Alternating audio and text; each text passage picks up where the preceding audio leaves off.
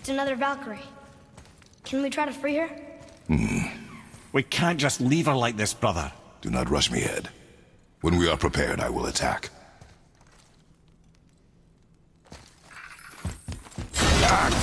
Rope this up, boy.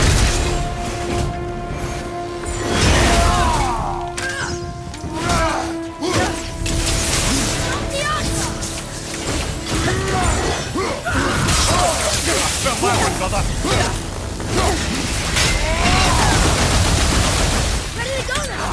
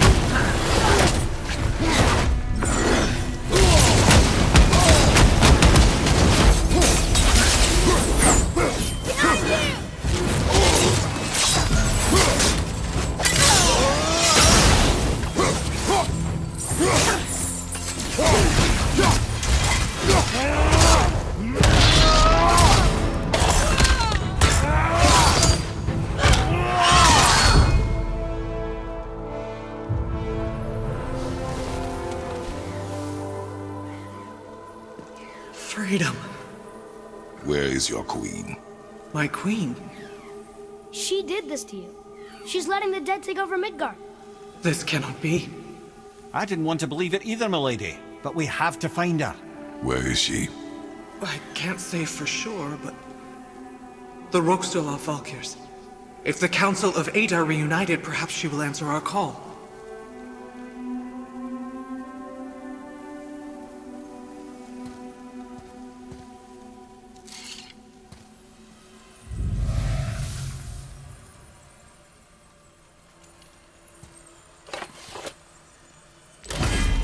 Council of Eight. Looks like this was our last one. Aye, lad. On to the Sixtol Valkyrs then. If you remember, it's next to the two oarsmen statues on the path we took to Thamur's chisel. This queen of yours. She is strong, yes.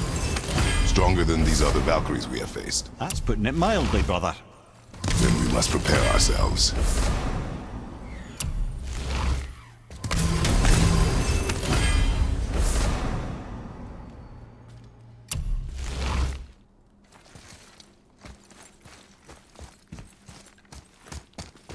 Take that! And that! And that!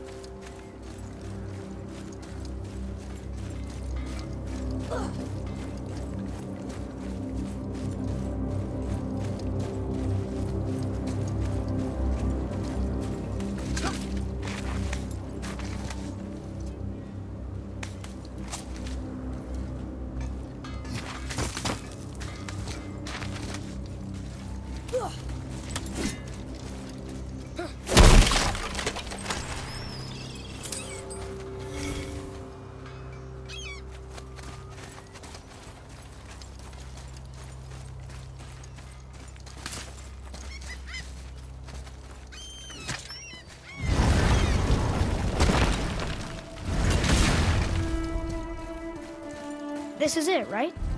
The Rockstall? Aye, lad. The Council of Valkyries.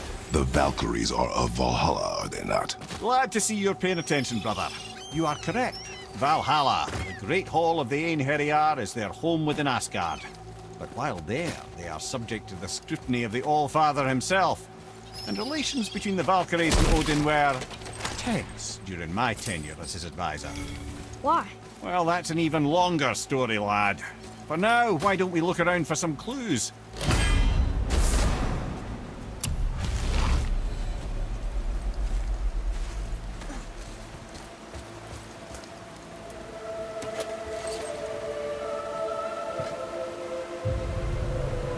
Whoa, you're back.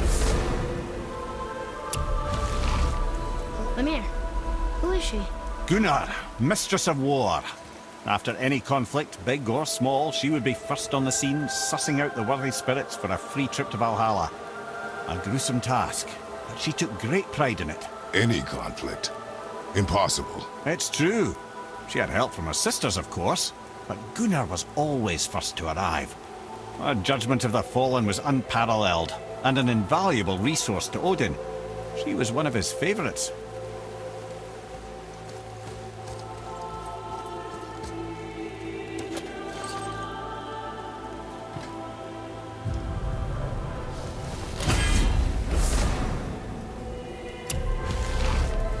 Ah, Gondul. Beautiful Gondul. And? Huh? That's it? Beautiful Gondul? No story or anything? Oh, sorry, lad. The sight of Gondul always took my breath away. Gondul had a silver tongue, a sharp wit, and struck a figure so stunning it literally drove men insane. Odin forbid her from setting foot in Midgard after a time, as insanity is not a welcome trait in Valhalla.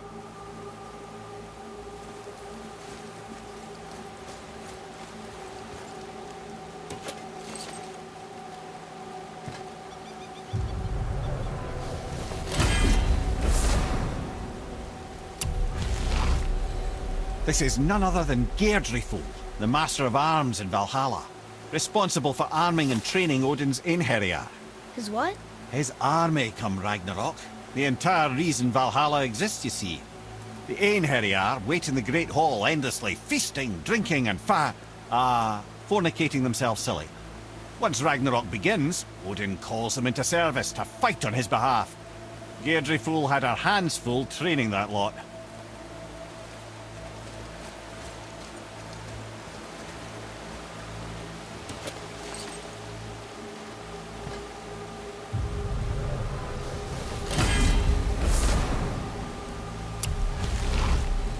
This, my friends, is Kara.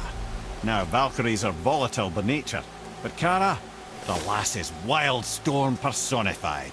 A wild storm. Aye, calm and collected. Then the air would shift and the fury of her storm would unleash. It was beautiful in a way, assuming you could find proper shelter. Her tears would cleanse the blood-soaked battlefields.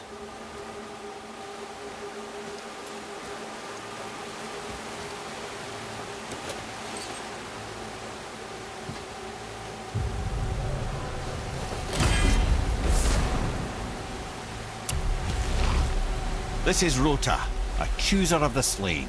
I thought all the Valkyrie did that. Not exactly, lad. Although that is what they're most famous for, and by far their greatest responsibility. You've seen what happens to the dead without the judgment of the Valkyries. Hellwalkers. That's right.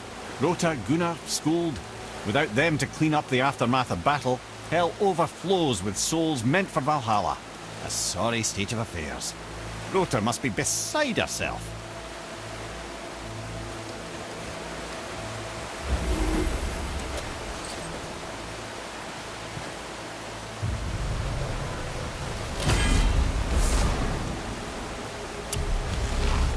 Ah, here we have Air, the healer.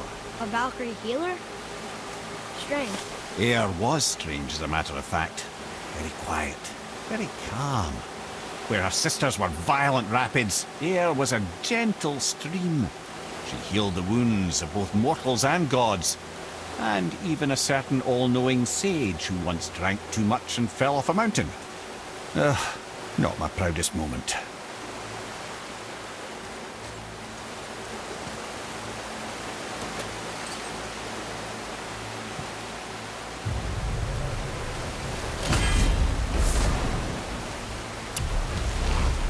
Well, well, Hilda, mistress of battle.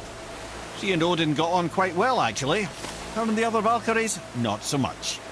She would spend most of her time here in Midgard observing discord between the living, and sewing some up herself from time to time. She lived for conflict. Some say she was conflict personified. I wonder what will become of her now that she's free.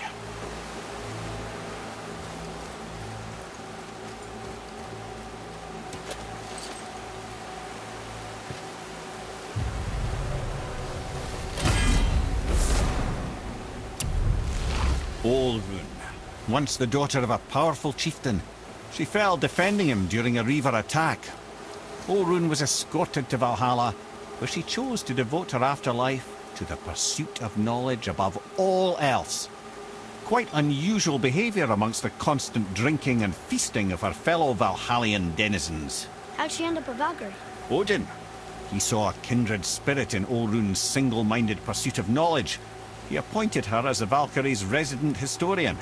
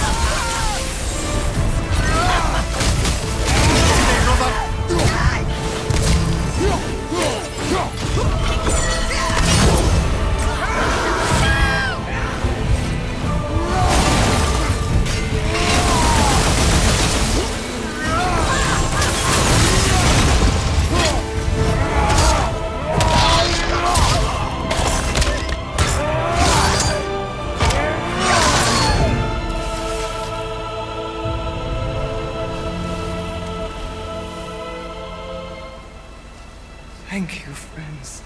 You have saved the Valkyries. Sigrun, how did this happen? Mimir, is that you? You have been freed, but... Freedom comes at a price, milady. You speak truly. Countless winters we serve the All-Father. But only through his union to the Queen did we ever taste some measure of freedom. But aren't you the queen? There has only been one Queen of the Valkyries, the goddess Freya.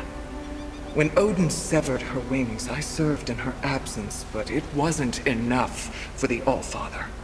He used an archaic piece of magic, corrupting my sisters. I tried to contain the damage by imprisoning them in places where they could cause no harm, but soon I lost myself as well. Sigrun, I'm sorry for being so worthless. I could have done something, or tried at the very least. What will you do now? I must reunite with my sisters. Together we can restore balance to the realms. You have the eternal blessings of the Valkyries.